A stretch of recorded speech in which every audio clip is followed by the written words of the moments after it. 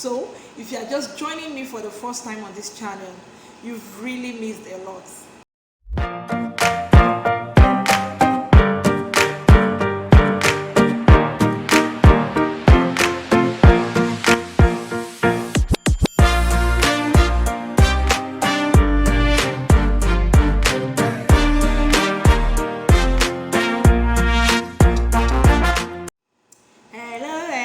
Hello. Yeah, it's ABIOLA VERA CRUZ in the building. You're welcome to today's Close to Your Hearts. And this is the third episode in the series, BEDMATICS 101. In previous episodes, we've talked about sex in marriage, the right approach to sex, how to initiate sex, where and when to have sex, the right dressing, developing the right mindset towards sex in marriage. So, if you are just joining me for the first time on this channel, you've really missed a lot. Kindly hit the subscribe button and the notification button, and also you can go back and watch previous episodes, because on today's program we'll be talking about the frequency of sex in marriage, and that is the third in the series, BEDMATICS 101. So by frequency of sex in marriage, we mean how often should couple have sex, how often should couple share sexual intimacy. A number of times I've had couples say, oh, I stay away from sex a week, 3 weeks, 2 months.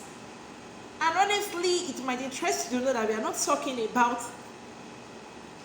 distant marriages now. We are talking about couples that stay together and live together under the same roof, share the same apartment, share the same room, and yet, in fact, share the I don't even know. But you're wondering, how come? And these are issues. So how frequent should sex be?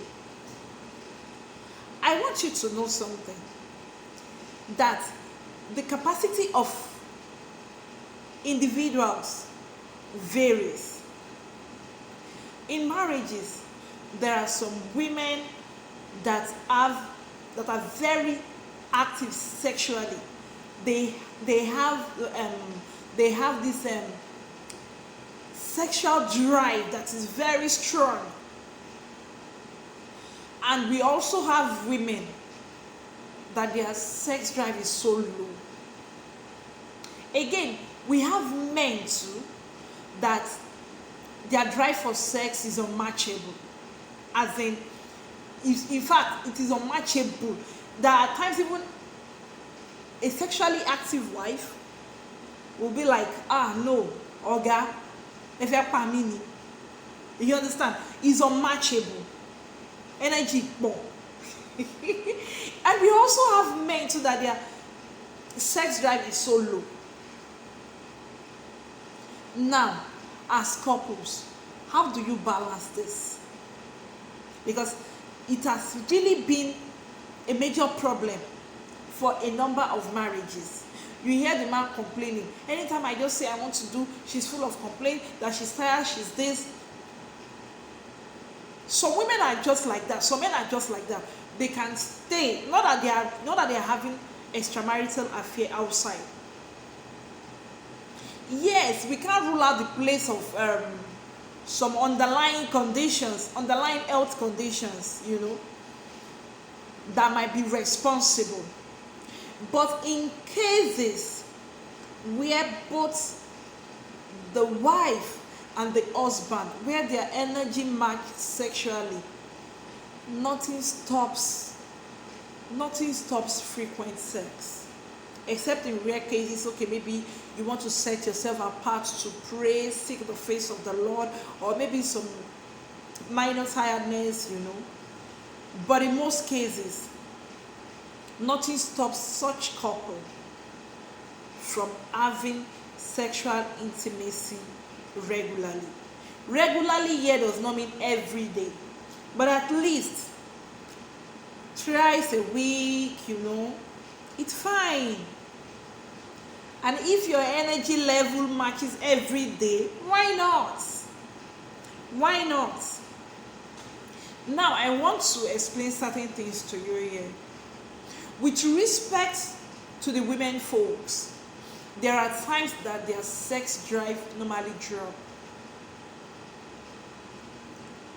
Women that are healthy, women that are sound, have period when their sex drive drops.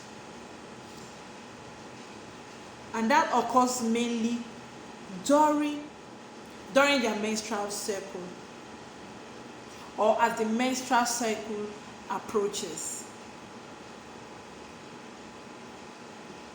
There is this dryness that makes sex irritable to women. It is understandable.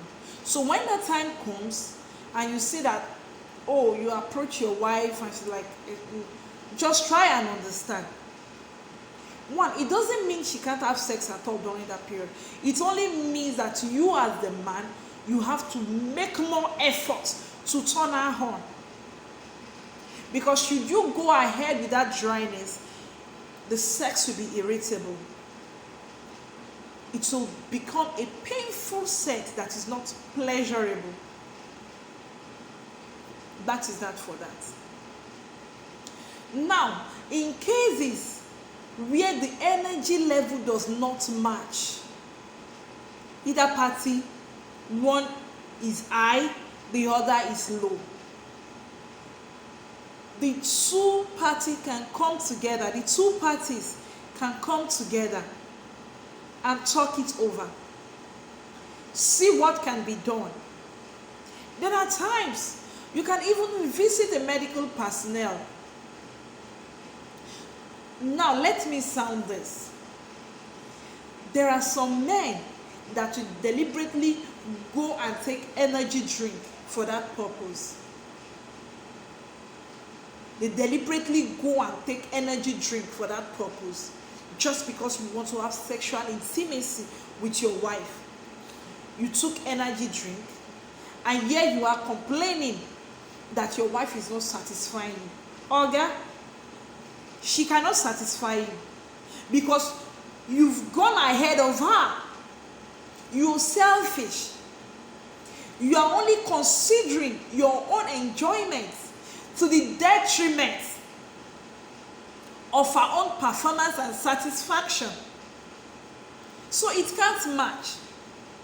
It's like being an athlete. You have all the athletes together on track about to run, and one of the athletes is on steroids. All those performance enhancing drugs, yes. And at the end of the day, the one on steroid came first. And you now want to judge, is that person that can run? All these other ones are just, excuse me. No, it is wrong. So also it is in this case. You are on a performance and you are already taking performance enhancing drugs. And you now want the energy of your wife to match. It cannot. You can't get that satisfaction that way. So couples, sit down and talk about this. How should I satisfy you? What am I doing that I'm not doing right? There can always be compromises. Yes. You study your woman, you study your man. Oh, she's the type his sex drive is so low. Find a way to also come to her level. Woman is the type that his sexual drive is so low. Find a way, come to his level. Whichever one, you are high, the other is low. Find a way to balance it and come together. Then again, permit me to say that bitterness and unforgiveness, even hatred in the heart, will make the sex drive of any sexually active man or woman drop. In other words, to enjoy sex, clear your heart of any grudges. Clear your heart of any pain. Clear your heart of any bitterness, of any hatred, of any unforgiveness. If there are issues that are occurred before that time, settle it. In fact, as a rule of thumb for me, I settle issues even right on that spot. Because why? Sex is a good time to pray. As you are enjoying it, you are praying, you are prophesying, you are speaking forth blessedness and goodness into the life of your spouse. And of course, you know, the scripture says, if you regard iniquity in your heart, the Lord will not hear you. The reason why I said from the onset that a number of marriages, a number of couples are yet to tap into the benefits, great benefits that lies in sex, honestly. So, aside from underlying medical conditions, bitterness, unforgiveness, hatred, pain in the heart, will also make sex drive to drop down, in fact, to negative. Then, in cases of underlying medical conditions, it's not an excuse for you to go seek sex outside. No, it is not. You would have to find a way around it. It's painful, really, but you now say, oh, because my wife cannot satisfy me, because my husband cannot satisfy me, or because I can't get it here, let me go outside. It's a sin. It's an excuse that is not tenable, even before your maker. But I want to assure you, there is nothing too flimsy. There is nothing too tiny. There is nothing too worthless to take to God in prayer. Oh, you are wondering, Vera CRUZ, you're very funny. How can I go and be praying and saying, God, sex? You can, because God is also interested in that aspect of your marriage. So He is interested. Whatever the medical underlying conditions there, not allowing you to perform, not allowing you to satisfy your spouse, take it to the Lord in prayer, and He will do it. Until I come your way again, stay blessed. And don't forget, leave me a comment. Thank you, and God bless.